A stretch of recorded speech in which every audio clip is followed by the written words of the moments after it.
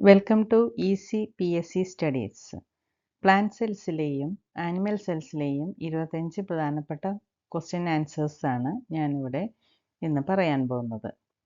ഒന്നാമത്തെ ക്വസ്റ്റ്യൻ, ഭ്രൂണമായി രൂപാന്തരം പ്രാപിക്കുന്ന കോശം ഏതാണ്? സിക്താണ്ഡം അല്ലെങ്കിൽ സൈഗോട്ട്.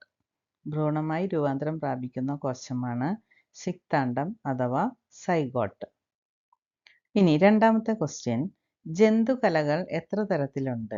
ആനിമൽ സെൽസ് എത്ര തരത്തിലുണ്ട്? 4 തരത്തിലാണുള്ളത്. മൂന്നാമത്തത്, ഏതൊക്കെയാണ് 4 ജന്തുകലകൾ? ഒന്നാമത്തെ ആവരണകല അഥവാ എപ്പിത്തീലിയൽ ടിഷ്യൂ. രണ്ടാമത്തത് നാഡീകല അഥവാ നെർവസ് ടിഷ്യൂ.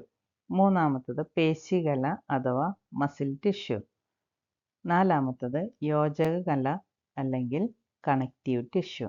അങ്ങനെ 4 ആനിമൽ സെൽസ് ആണ് ഉള്ളത്. അടുത്തത്, ഏത് കോശമായും മാറാൻ കഴിവുള്ള സവിശേഷ കോശങ്ങൾക്ക് പറയുന്ന പേര്? ഏത് കോശമായും മാറാൻ കഴിവുള്ള സവിശേഷ കോശങ്ങൾക്ക് പറയുന്ന പേരാണ് വിത്തുകോശം അല്ലെങ്കിൽ സ്റ്റെം സെൽസ്. അടുത്തത്, വിത്തുകോശങ്ങളുടെ മറ്റൊരു പേര് മൂലകോശം. വിത്തുകോശങ്ങളുടെ മറ്റൊരു പേരാണ് മൂലകോശം. അടുത്ത ക്വസ്റ്റ്യൻ, കലകളിലെ കോശങ്ങൾ നശിക്കുമ്പോൾ അവയ്ക്ക് പകരം പുതിയ കോശങ്ങൾ രൂപപ്പെടുന്നത് എവിടെ നിന്ന്? കലകളിലെ കോശങ്ങൾ നശിക്കുമ്പോൾ അവയ്ക്ക് പകരം പുതിയ കോശങ്ങൾ രൂപപ്പെടുന്നത് വിത്തുകോശത്തിൽ നിന്നാണ് അല്ലെങ്കിൽ സ്റ്റെം സെൽസിൽ നിന്നാണ് പുതിയ കോശങ്ങൾ ഉണ്ടാവുന്നത്. അടുത്ത ക്വസ്റ്റ്യൻ, വിത്തുകോശങ്ങൾ കാണപ്പെടുന്ന ഭാഗങ്ങൾ? മജ്ജ, ത്വക്ക്, അന്നപദം എന്നീ ഭാഗങ്ങളിലാണ് വിത്തുകോശങ്ങൾ അഥവാ സ്റ്റെം സെൽസ് കാണപ്പെടുന്നത്. അടുത്ത ക്വസ്റ്റ്യൻ, ശരീരത്തെ പൊതിഞ്ഞു സംരക്ഷിക്കുന്ന കലയേത്? ശരീരത്തെ പൊതിഞ്ഞു സംരക്ഷിക്കുന്ന ടിഷ്യൂ ഏതാണ്? ആവരണകല അഥവാ എപ്പിത്തീലിയൽ ടിഷ്യൂ. അടുത്ത ക്വസ്റ്റ്യൻ, ശാരീരിക പ്രവർത്തനങ്ങളെ നിയന്ത്രിക്കുകയും ഏകോപിപ്പിക്കുകയും ചെയ്യുന്ന കലകൾ? ശാരീരിക പ്രവർത്തനങ്ങളെ നിയന്ത്രിക്കുകയും ഏകോപിപ്പിക്കുകയും ചെയ്യുന്ന കലകളാണ് നാഡീകലകൾ അഥവാ നെർവസ് ടിഷ്യൂസ്. അടുത്ത ക്വസ്റ്റ്യൻ, പേശികളെ അസ്ഥിയുമായി ബന്ധിപ്പിക്കുന്ന യോജകകല, അതായത് പേശികളെ അസ്ഥിയുമായിട്ട് ബന്ധിപ്പിക്കുന്ന കണക്റ്റീവ് ടിഷ്യൂ ഏതാണ്? ടെൻഡനുകൾ. ടെൻഡനുകളാണ് പേശികളെ അസ്ഥിയുമായി ബന്ധിപ്പിക്കുന്ന കണക്റ്റീവ് ടിഷ്യൂ. അടുത്ത ക്വസ്റ്റ്യൻ, സങ്കോചിക്കാനും പൂർവസ്ഥിതി പ്രാപിക്കാനും കഴിവുള്ള കോശങ്ങൾ അടങ്ങിയ കലകളേത്? സങ്കോചിക്കാനും പൂർവസ്ഥിതി പ്രാപിക്കാനും കഴിവുള്ള കോശങ്ങൾ അടങ്ങിയ കലകളാണ് പേശികലകൾ അഥവാ മസിൽ ടിഷ്യൂസ്. അടുത്ത ക്വസ്റ്റ്യൻ, സംരക്ഷണം, ആഗിരണം, സ്രവങ്ങളുടെ ഉൽപാദനം എന്നീ ധർമ്മങ്ങൾ നിർവഹിക്കുന്ന കല? സംരക്ഷണം, ആഗിരണം, സ്രവങ്ങളുടെ ഉൽപാദനം എന്നീ ധർമ്മങ്ങൾ നിർവഹിക്കുന്ന കല ഏത്? ആവരണകല അഥവാ എപ്പിത്തീലിയൽ ടിഷ്യൂ. രക്തം ഏത് തരം കലയ്ക്ക് ഉദാഹരണമാണ്?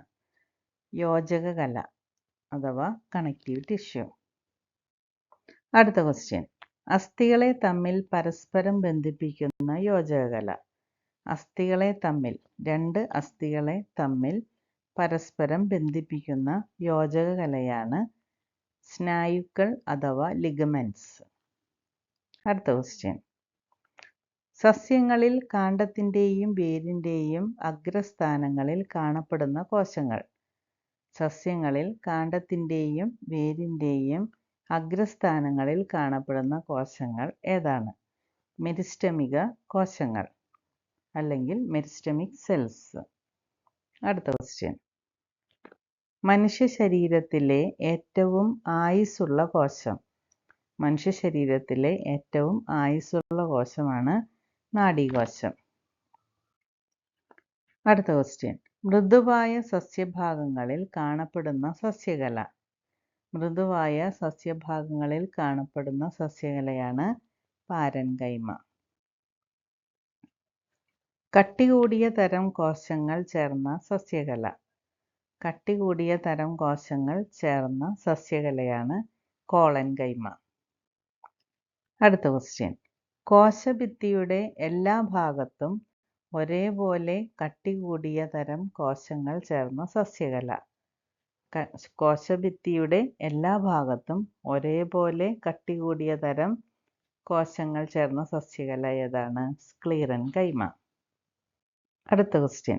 ചിരട്ട, വിത്ത് ഇവയുടെ പുറമേയുള്ള ഭാഗം ഏത് കോശങ്ങളാൽ നിർമ്മിതമാണ്? സ്ക്ലീറൻകൈമ കോശങ്ങൾ കൊണ്ട്.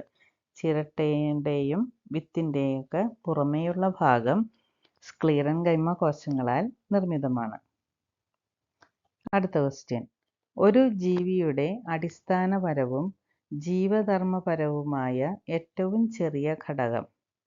ഒരു ജീവിയുടെ അടിസ്ഥാനപരവും ജീവധർമ്മപരവുമായ ഏറ്റവും ചെറിയ ഘടകമാണ് കോശം അഥവാ സെൽ.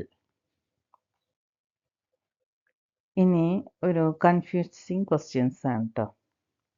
മനുഷ്യ ശരീരത്തിലെ ഏറ്റവും നീളം കൂടിയ കോശം നാഡീകോശം. മനുഷ്യ ശരീരത്തിലെ ഏറ്റവും നീളം കൂടിയ കോശം നാഡീകോശം. മനുഷ്യ ശരീരത്തിൽ ഏറ്റവും കൂടുതൽ ആയുസ്സുള്ള കോശവും നാഡീകോശമാണ്. അപ്പോൾ മനുഷ്യ ശരീരത്തിലെ ഏറ്റവും നീളം കൂടിയ കോശവും മനുഷ്യ ശരീരത്തിലെ ഏറ്റവും ആയുസ്സുള്ള കോശവും നാഡീകോശമാണ്.